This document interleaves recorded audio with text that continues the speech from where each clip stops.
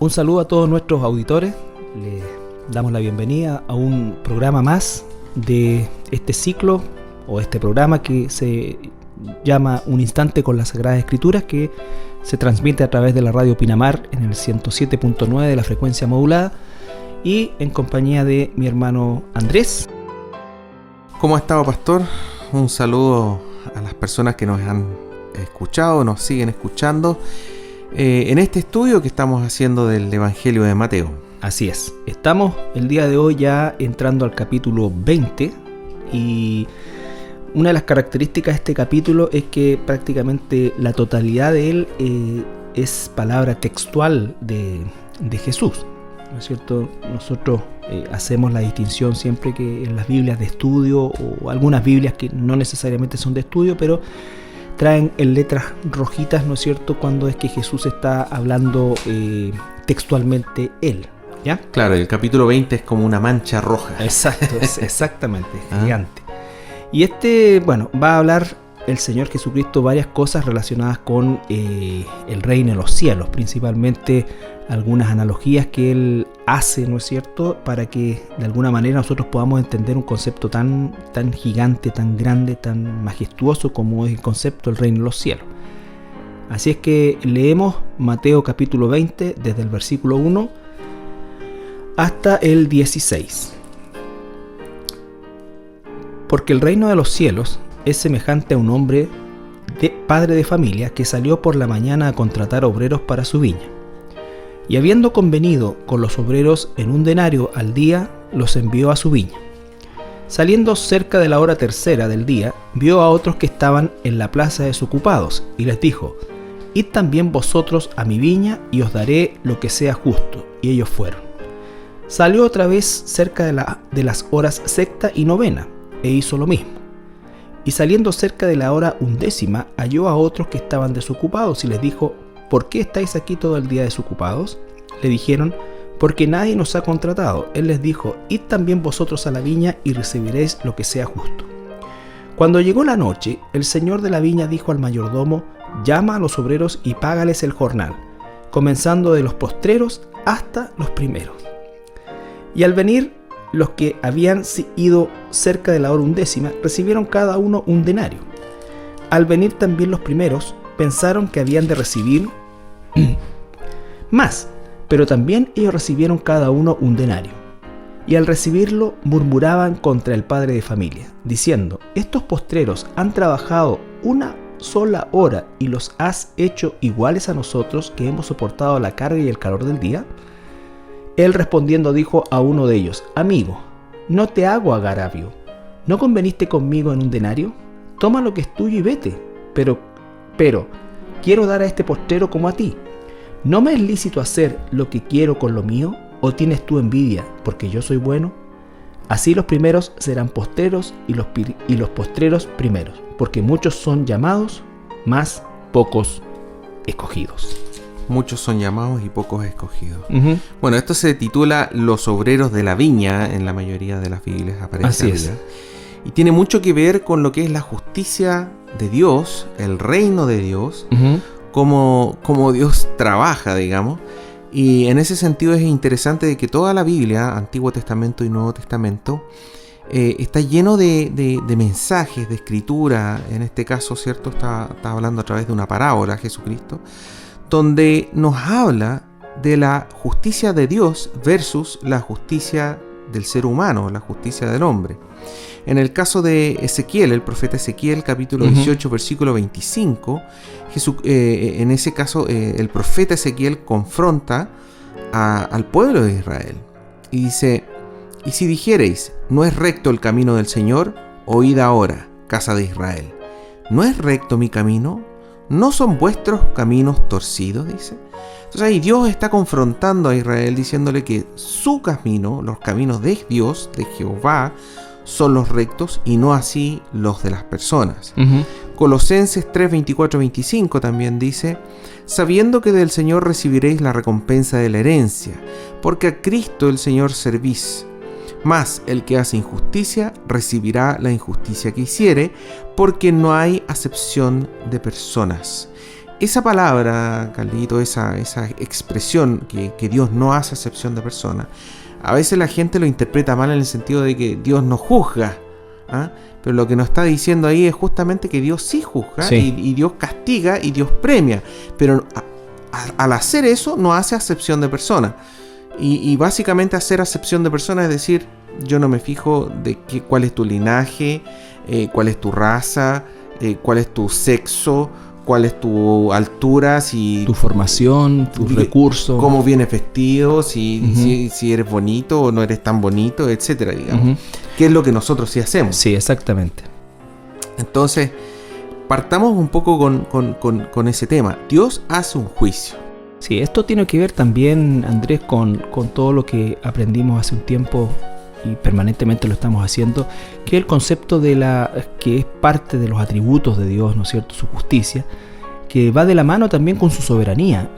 Esto es justamente una imagen de esa justicia aplicada de Dios en función también de su soberanía. Entonces, la justicia nuestra, no somos soberanos, y nuestra justicia es más bien basada en situaciones o acepción de personas de alguna manera. Es como, bueno, dar un ejemplo propio de nuestro país, ¿no es cierto? Que muchas veces se dice no hay ciudadanos de primera o de segunda, pero los hechos demuestran otra cosa. O sea, a la hora de enfrentar tribunales o castigos, normalmente la gente que no tiene recursos o que no es parte de una élite política, obviamente se ve completamente distinto el castigo de unos y de otros. De verdad es una situación que, bueno, ocurre en nuestro país y ocurre en el mundo en general. Sin embargo, la justicia de Dios es perfecta, tal como lo manifestabas tú. Claro, hay una bendición y hay una maldición. Así es. Y lo que vamos a ver nosotros en estos textos que hemos estado leyendo tiene más que ver con la bendición de Dios. Y esa bendición se refiere a la salvación. Y es una salvación igualitaria en ese sentido. Es decir, la salvación es igual para todas las personas. Todos aquellos que llegamos al Señor, todos aquellos que recibimos a su Espíritu Santo, ¿cierto? Recibimos la salvación, pero esa salvación es una salvación igual. Claro. Nadie recibe una mejor salvación o una peor salvación o recibe más salvación que otro. No hay grados de salvación, digamos. Exacto, ese es un tema realmente potente dentro de lo que es la justicia de Dios, porque efectivamente la salvación, nosotros tenemos, por ejemplo, situaciones como lo hemos visto en el mismo Evangelio de Mateo, ¿no es cierto? Este joven rico de los programas anteriores, que aparece, ¿no es cierto?, aquí como una persona moralmente y socialmente ideal desde todo punto de vista a los ojos del mundo, rechaza justamente la petición del Señor o lo que Dios le propone, nuestro Señor Jesús. Ahora, no sabemos si este joven se convierte después, pero hasta donde la historia nos dice, no ocurre, al menos en ese momento. En ese momento no. ¿No es cierto? Y sin embargo, tenemos el ejemplo en el otro extremo del péndulo, ¿no es cierto? A Jesús ya colgado del madero al lado de dos delincuentes, asesinos, ¿no es cierto?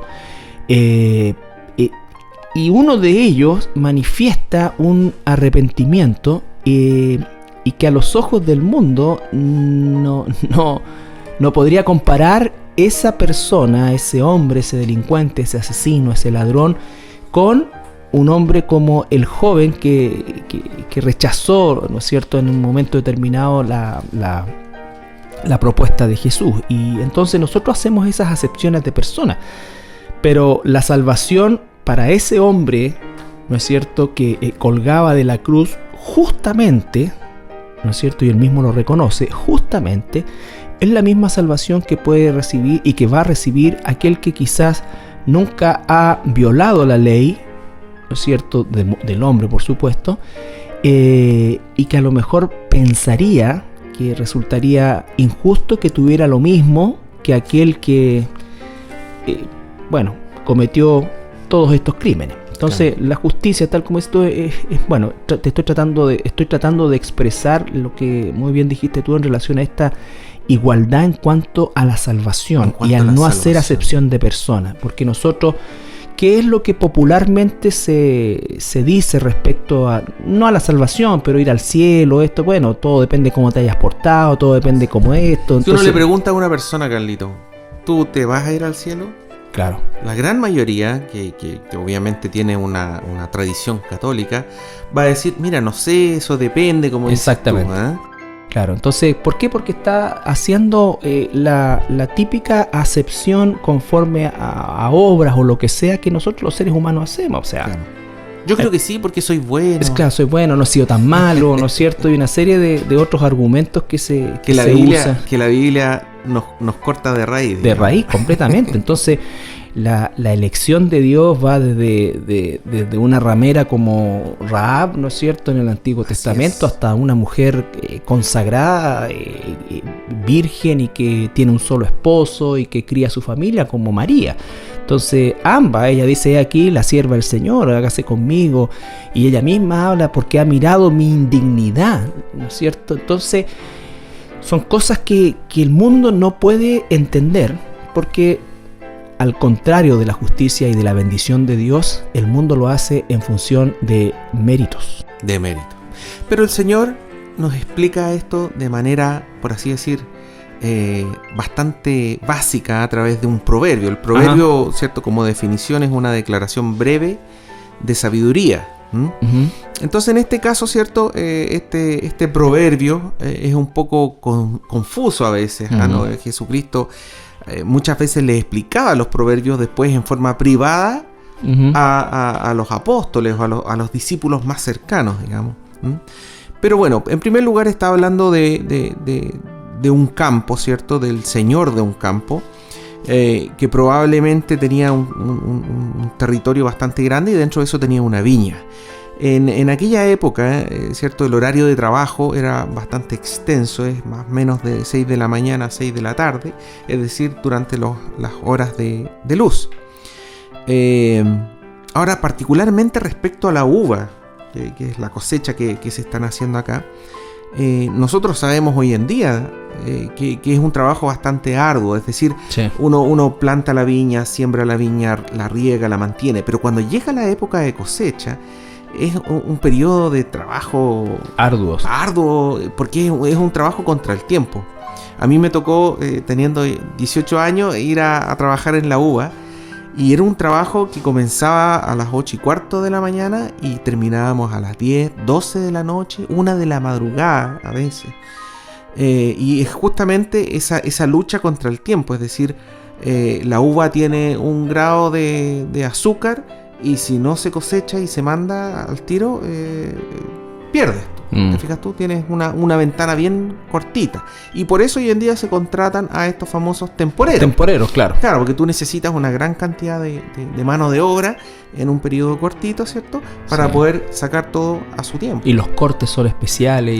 Bueno, de hecho, nosotros trabajamos hasta la 1 de la mañana. ¿Por qué? Porque subíamos todo a un camión y después el camión tenía que venirse a Coquimbo y inmediatamente hacer todo el trabajo para partir en estos barcos gigantescos a Estados Unidos contra el tiempo, digamos.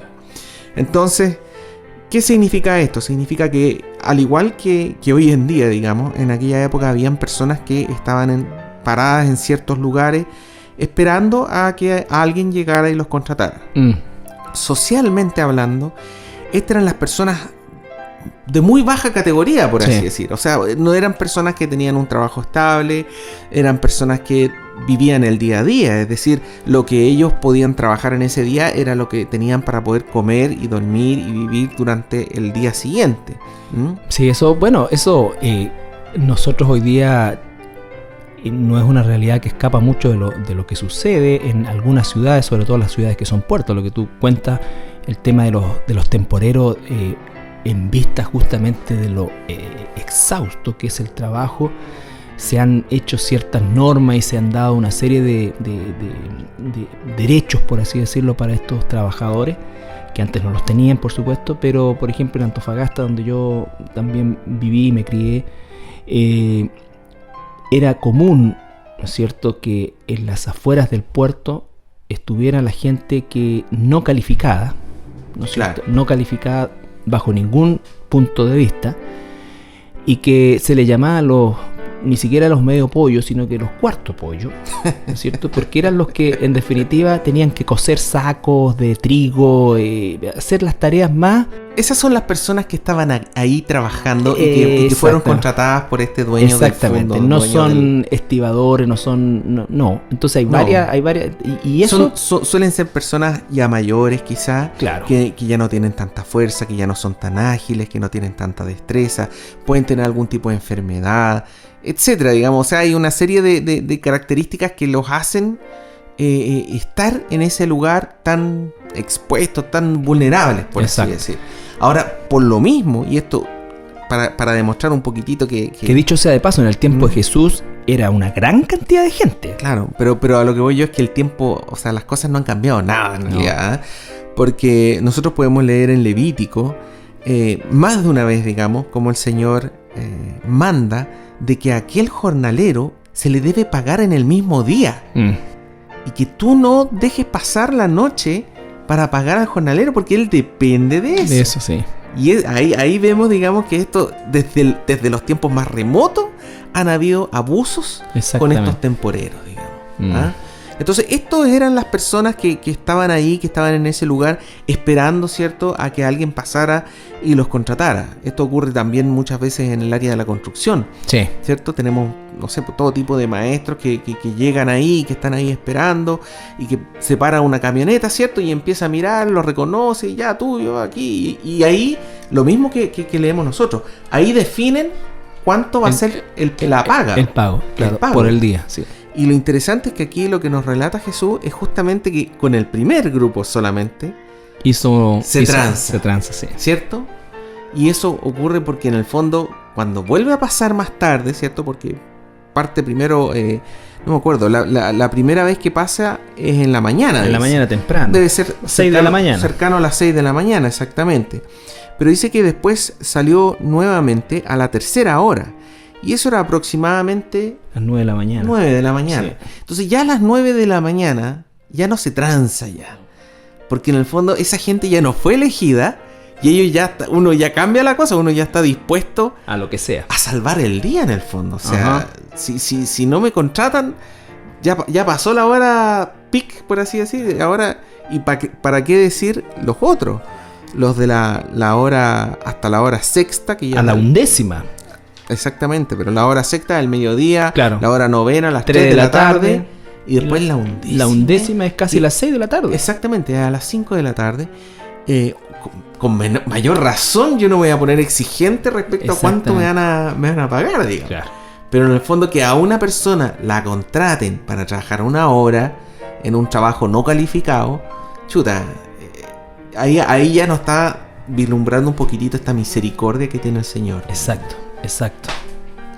Exactamente. Bueno, ¿y cuál es la sorpresa y la enseñanza de esto? Que se encuentra, bueno, ese dueño de estas viñas, de estos campos, es la figura de Dios, por supuesto, de nuestro Señor. Y vemos, ¿no es cierto?, la sorpresa que se llevan tanto aquellos que fueron contratados como los que no fueron contratados de recibir, ¿no es cierto?, una paga exactamente igual. Por eso es que este tema de la salvación, algunos pueden pensar que alguien se merece, no se merece. Entonces, aquí está mostrando y demostrando que no hizo acepción de personas, sino que Él les dio lo que Él consideró justo en su justicia. Obviamente en la realidad no es así. El hombre contrata y probablemente si es contratado a las 5 de la tarde y la jornada termina a las 6, si le dan un pan ya debiera darse por pagado, ¿no es cierto? Pero Dios no opera de la misma manera. Vamos a ir a una pausa musical y al regreso continuamos con este estudio. Bien, ya estamos de regreso después de nuestra pausa musical, en compañía de mi hermano Andrés acá y de mi hermano Pablo en la sala de sonido. Y sí, estamos estrenando sí, un nuevo auditorio, un locutorio. Locutorio. Sí, bueno, una palabra antigua en realidad. Un nuevo lugar donde estamos transmitiendo. Sí. Y estamos también, ¿no es cierto?, bueno, contentos de poder llevar hasta su hogar por medio de la onda radial este estudio de este evangelio que ha sido bastante extenso y que nos ha enseñado tantas cosas y que espero, ¿no es cierto?, para usted también sea un poco más profundo en su tiempo personal, pero aprendemos a conocer el corazón de Dios, la forma de Dios, la forma de pensar de Dios, la forma de actuar de Dios, que es muy distinta a la nuestra, y acá estamos teniendo un ejemplo importantísimo en relación a eso, porque las religiones todas, de alguna u otra manera, están basadas en un concepto del mérito, de que uno se va ganando algo y que de alguna forma ese mérito... ganando el cielo en este Exacto, caso. El mérito va generando la mayor o menor posibilidad de alcanzar estos estados más espirituales. Pero bueno, aquí estamos analizando, Carlito, ¿cierto?, esta parábola, y como tú bien mencionaste, el dueño del campo es Dios. Uh-huh. Es Dios. Él es el dueño del campo. Él es el dueño de la viña, ¿cierto? Uh-huh. La viña sería el reino de Dios. Porque acordémonos que la parábola así comienza, cuando Jesucristo dice... El reino de los cielos. El reino de los cielos es semejante a, ¿cierto? Los trabajadores, en este caso, serían aquellas personas que van a entrar al reino de Dios, los que van a poder entrar al cielo. El día laboral, entre las 6 de la mañana y el 6 de la tarde, es la vida terrenal, sí, ¿cierto?, de las personas. Esa hora onceava que nosotros estábamos hablando, que es como las 5 de la tarde, vendría a ser un poco la vejez, una persona que ya está en el ocaso de su vida, por así decirlo. Exactamente. Así como en el ocaso del día, en el ocaso de su vida.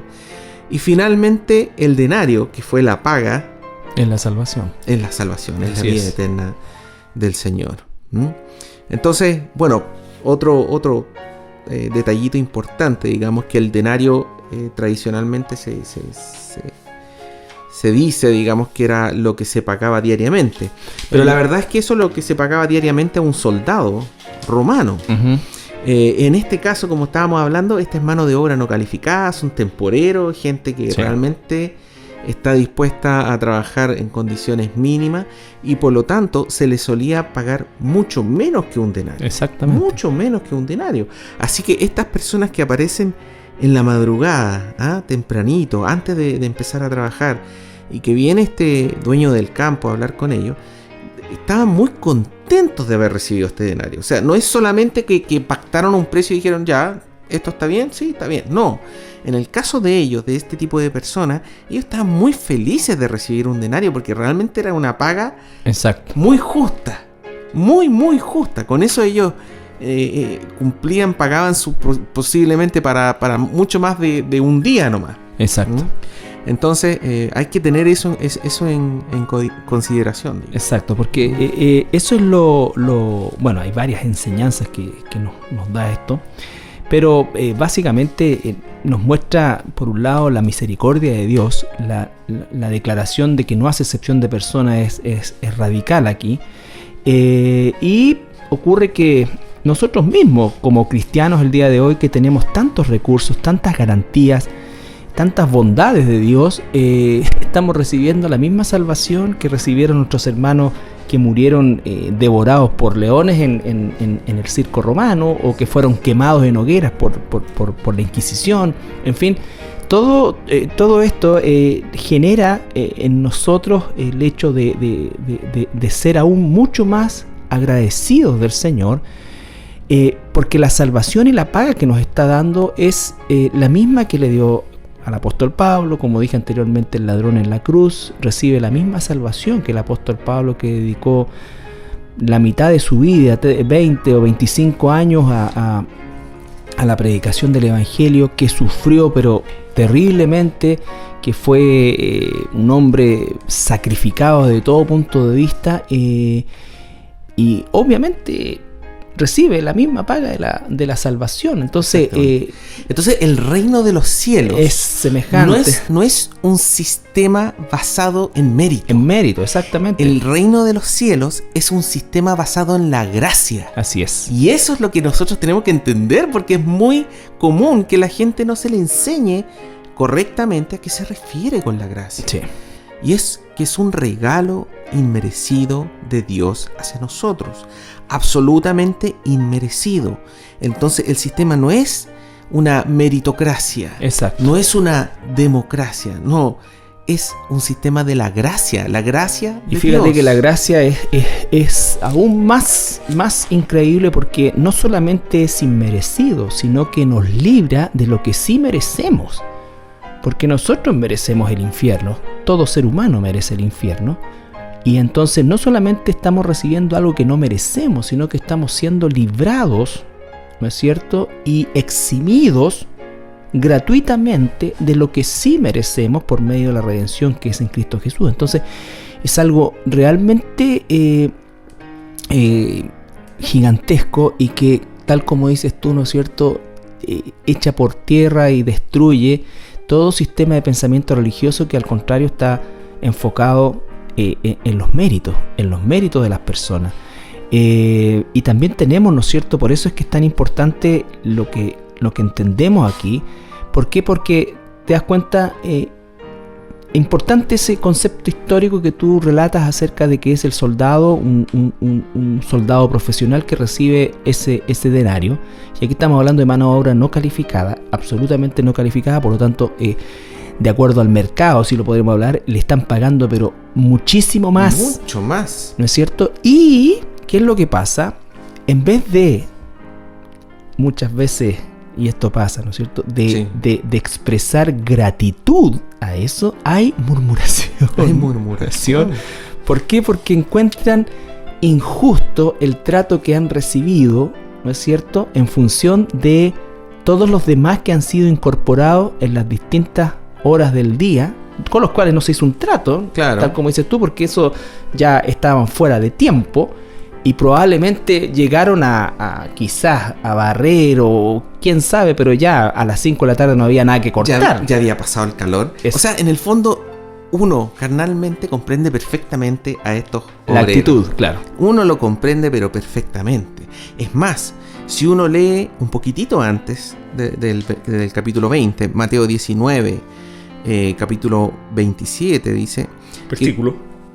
Versículo 27, cuando el joven rico se va, ¿cierto?, aparece nuestro amado apóstol Pedro en representación de todos los otros apóstoles, y le dice ahí: entonces respondiendo Pedro le dijo: he aquí, nosotros lo hemos dejado todo y te hemos seguido. ¿Qué pues tendremos? En el fondo, él está en la misma posición que este obrero que llegó a las 6 de la mañana. Es decir, nosotros llegamos acá a las 6, nosotros nos sacamos la mugre, nosotros tuvimos que aguantar el sol, el calor. Todo el día estuvimos trabajando. ¿Cuál va a ser nuestra recompensa? ¿Ah? Supongo que nosotros vamos a tener, no sé, pues si un reino celestial, si van a hacer casa, nosotros vamos a tener una mansión. Pues. Exactamente. En cambio, los otros van a tener una casita, ¿no? Una cosa así. Claro, porque estamos midiendo justamente, es que el pensamiento humano es así. Y por favor, cuando usted lee al apóstol Pedro, también imagínese la escena. O sea, él no está haciendo una pregunta al aire, él está haciendo un reproche al Señor Jesucristo, ¿ya?, que le está diciendo que ellos han dejado todo, han perdido todo, y entonces, por ende, ¿qué es lo que vamos a recibir? ¿Qué tendremos? Claro, ¿qué tendremos? O sea, ¿cuál va a ser nuestro premio? Por eso es que no es infrecuente encontrar a los discípulos, a los apóstoles, discutiendo sobre situaciones de meritocracia, ¿no es cierto? ¿Quiénes serán los más importantes? ¿Quiénes recibirán más? ¿Quién es esto acá? Porque ellos estaban en su humanidad, ¿no es cierto?, conscientes y enfocados en lo que habían dejado, y por lo tanto eso significaba que iban a recibir conforme a eso, si es que se atenían al concepto de justicia que nosotros, los seres humanos, tenemos. Y nosotros, Carlito, como dices tú, carnalmente, tenemos esa tendencia, incluso dentro de la iglesia. nosotros podemos quizás estar mirando en menos un poco al prójimo, aquel hermano o hermana que quizás lleva menos tiempo trabajando en la iglesia, o menos tiempo trabajando en el reino del Señor, o lleva menos tiempo siendo cristiano, o que sabe menos de temas teológicos, que ha pasado quizás incluso menos dificultades en su vida. Uno muchas veces, aquellas personas que por herencia, no sé, han tenido un mejor pasar, un mejor vivir, uno ya empieza a hacer prejuicios al respecto. Y dice cosas como, claro, pues si nació en cuna de oro, pues si claro, se la dieron facilita, pues si, ¿entiendes tú? Y eso nosotros tenemos que erradicar en el fondo, porque espiritualmente las cosas no son así en el reino del Señor. Sí, bueno, pasa eso. Yo me recuerdo haber conversado con algunos pastores también, hermanos, que tú sabes, pues siempre que de alguna manera visitaban la iglesia y veían la situación de la iglesia, y yo decía, no, bueno, nosotros, yo, pucha, tenía que hacer esto. Entonces te tiraban por alguna forma a decir que tú estás a años luz del esfuerzo que nosotros hemos hecho.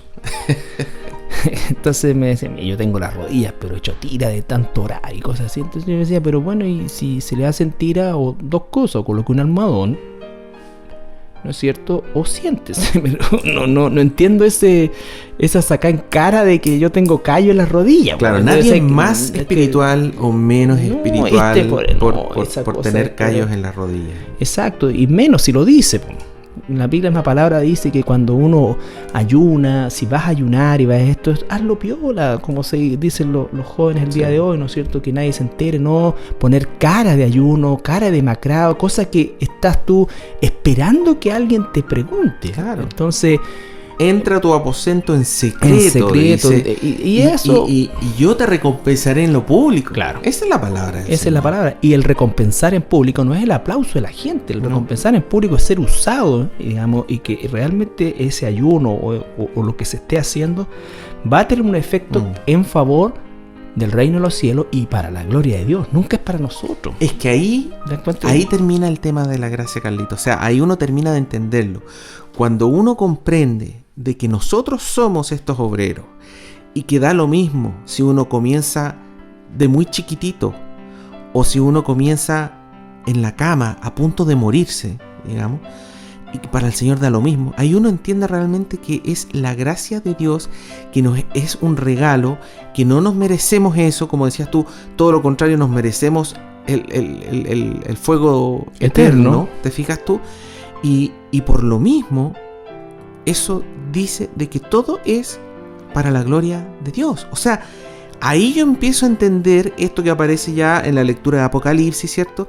De que los santos van a estar en su casa, en la casa del Señor, y van a estar permanentemente dando gloria al Señor, alabando al Señor. ¿Por qué? Sirviendo al Señor. Porque ahí nos vamos a dar cuenta cuán inmerecido es que nosotros estemos en ese lugar, en esa posición.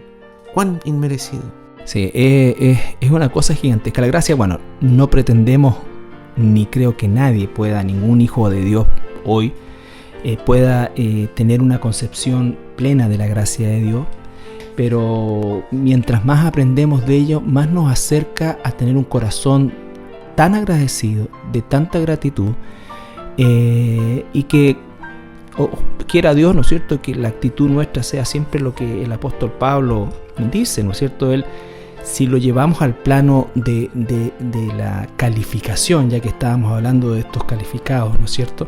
El apóstol Pablo es lejos el más calificado de todos los apóstoles, o sea, su educación, su roce, su manejo, en fin, todo en él era superior, pero él dice que fue concebido como un abortivo, o sea, y que es el más pequeño de los apóstoles, y sin embargo dice que por la gracia de Dios soy lo que soy, y dice su gracia no ha sido en vano, porque esto está en la gratitud, que él trabaja más que los otros, pero no yo, dice, sino la gracia de Dios en mí. Entonces la gracia nos va a llevar, cuando somos y entendemos como cristianos la gracia de Dios en nosotros, nos va a llevar a vivir. No estamos devolviendo algo, esto no es devolver, porque Dios no es deudor de nadie y además Dios no necesita nada de nosotros.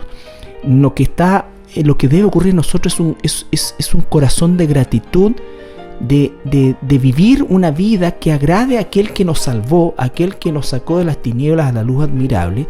Y en función de eso, siempre, siempre, siempre la gloria es para Dios. Por eso es que es tan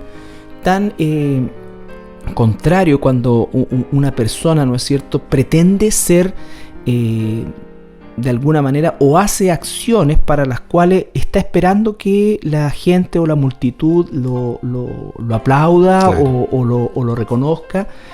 Y eso es todo lo contrario, o sea, porque nosotros no merecíamos nada y lo que hacemos lo hacemos por gratitud al Señor. Por supuesto que como hermanos nos animamos y es un deber nuestro como hermanos animarnos, respetarnos, cuidarnos, ¿no es cierto? Pero eso dista mucho de darle la gloria a alguien, porque la gloria es de Dios. Todo lo que somos, todo lo que hacemos, ¿no es cierto?, debe tener el propósito de glorificar a Dios. Dice, todo lo que hagan, no sea de palabra, de hecho, pensamiento, que sea para la gloria de Dios. Y eso nos quita, Carlito, nos quita todo orgullo, exacto, de nuestras vidas. Y eso es un trabajo diario, o sea, no es magia de un momento a otro, pero en la medida que uno empieza a leer la Biblia, a estudiarla, como lo hemos estado haciendo con el Evangelio de Mateo, uno empieza a darse cuenta de eso, de cómo el orgullo no es absolutamente compatible con la Escritura. Sí, y es una bestia que debemos permanentemente nosotros mantener a raya. Si usted está en una iglesia donde, no sé, el pastor o cualquier otra persona, el digamos, colega, claro, uno nota de qué se trata esto. Esto se trata de ser más espiritual, y el que más llora, o el que más grita, o el que más salta, o el que más es más espiritual. Bueno, usted salga de ahí, porque lo que está diciendo el Señor es que uno tiene que morir para vivir, y ese morir es matar a sí mismo, es eliminar ese orgullo. Sí, el primer paso que el Espíritu Santo hace en nosotros es justamente darnos la capacidad que no tenemos de reconocer que somos orgullosos. Hoy día estaba estudiando y preparando el mensaje para el día domingo, o parte del mensaje del día domingo, y en relación a la crianza de los hijos y el mandato de Dios para los padres, y nos encontramos, por ejemplo, con las aberraciones que la sociedad ha incorporado para tratar de alguna manera de formar a los jóvenes o a los niños, ¿no es cierto? Y entonces aparece este movimiento de la autoestima, que en definitiva lo que busca justamente es acrecentar el orgullo humano, ¿no es cierto? Y en definitiva es totalmente contrario. Nosotros los cristianos no buscamos mejorar o aumentar la autoestima.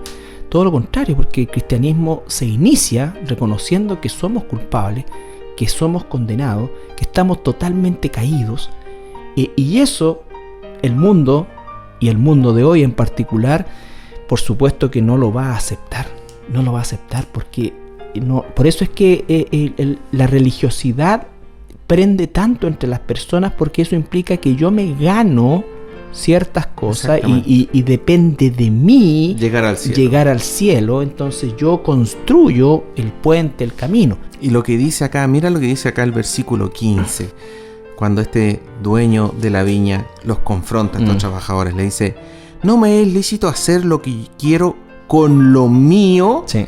Ahí, ¿qué es lo que está diciendo? La salvación es de Dios, el reino es de Dios, Él hace lo que quiere.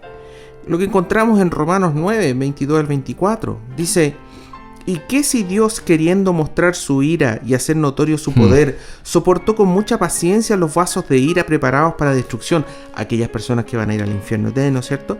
Y para hacer notorias las riquezas de su gloria, las mostró con los vasos de misericordia que Él preparó de antemano para gloria, a los cuales también ha llamado, esto es, a nosotros, no solo de los judíos, sino también de los gentiles.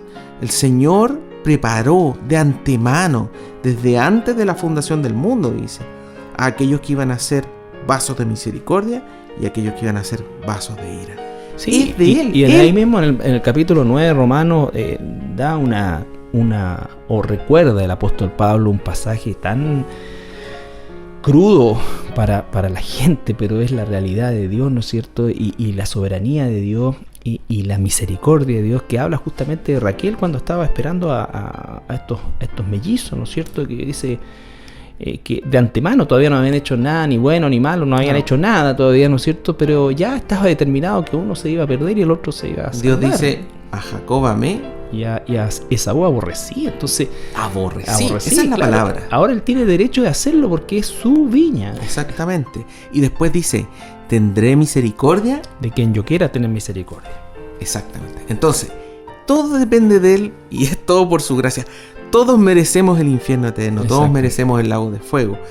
Pero sin embargo, él, por misericordia, por gracia, nos permite entrar a esta viña. Por eso es que cuando los cristianos desconocen esto y encuentran, que estoy hablando de personas cristianas, ¿no es cierto?, encuentran injusto que Dios sea soberano sobre todas estas cosas y hablan de que es injusto, siempre nosotros les decimos que cuidado, porque si pide justicia significa que él también tendría que ir al infierno. Todos merecemos ir al infierno. Mira, si alguien se queja de eso, uno puede repetir esto: no me es lícito hacer lo que quiero con lo mío, y con eso tenemos. Exactamente. Vamos a una pausa musical y regresamos. Bien, queremos a la hora ya de despedirnos agradecerles como siempre su sintonía, invitarles como siempre también de todo corazón a que usted profundice y busque al Señor. Busque al Señor. La Biblia dice que busque al Señor mientras pueda ser hallado. Tenemos la fe de que todavía puede ser hallado, ¿no es cierto? Y le animamos a que usted le pida al Señor, se arrepienta delante de Él, ¿no es cierto? No necesita un tercero para esto. Esto es una situación que Dios opera de manera individual. La salvación no viene a través de personas. La salvación es un acto soberano de la voluntad de Dios. Nosotros participamos del proceso contándoles cómo es que Dios nos salvó a nosotros y cómo es el proceso, pero la salvación es algo que usted tiene que rogar, pedir al Señor que venga a su vida.